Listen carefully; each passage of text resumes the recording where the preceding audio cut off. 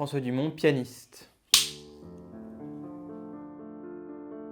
pourrais vous dire que déjà vers 7 ou 8 ans, je savais que j'y consacrerais ma vie.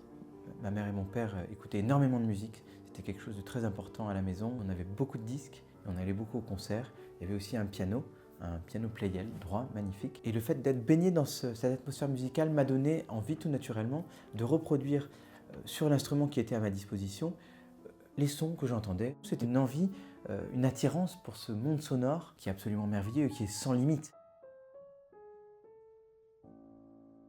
La réalisation, le fait de s'asseoir au piano, de chercher les sonorités, ça relève de l'artisanat. C'est quelque chose d'assez fort et aussi de toujours différent. Selon les pianos, selon les salles, selon les concerts, selon le répertoire. J'aime beaucoup ce mot artisanat justement. C'est une part, je dirais, considérable. Travailler la sonorité du piano, le fait d'étudier les partitions, d'essayer de s'approcher au plus près du langage du compositeur, d'essayer de comprendre quelle est la signification, qu'est-ce qu'il y a derrière ce piano, qu'est-ce qu'il y a derrière ce forte, derrière ce crescendo, quelle était l'intention voulue. Et au-delà de ça, l'artisanat, il y a évidemment la conception artistique, l'investissement émotionnel, le fait d'être immergé dans l'œuvre d'un compositeur, dans son univers. Ça, c'est plus de l'ordre peut-être du spirituel.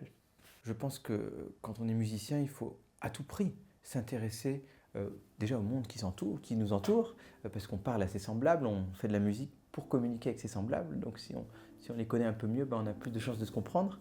Et puis aussi tout simplement s'immerger dans le monde et l'imaginaire des compositeurs que nous défendons.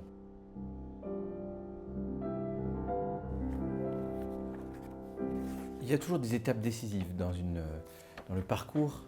Je dirais, c'est au-delà de la carrière, qui est un mot qui peut être un petit peu galvaudé. Je trouve que c'est une idée de parcours ou une idée de quête aussi. C'est un chemin, un cheminement artistique. Et le fait de vouer sa vie à l'art, quand on est jeune musicien, voilà, on se dit où aller. Quand vous avez une fondation telle que la Fondation Charles Houdemont qui vous donne lauréat, eh bien, je crois que ça vous donne beaucoup de courage. Le fait d'avoir comme ça une reconnaissance d'une fondation reconnue et prestigieuse, reconnaissance par ses pairs, c'est quelque chose de vraiment important. Ce prix est arrivé à un moment assez particulier de mon parcours. J'avais terminé mes études au Conservatoire de Paris.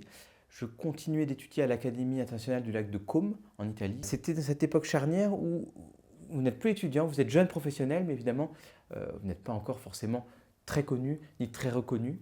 Et la Fondation a vraiment joué un rôle dans cette quête et cette affirmation, et j'en suis vraiment très reconnaissant.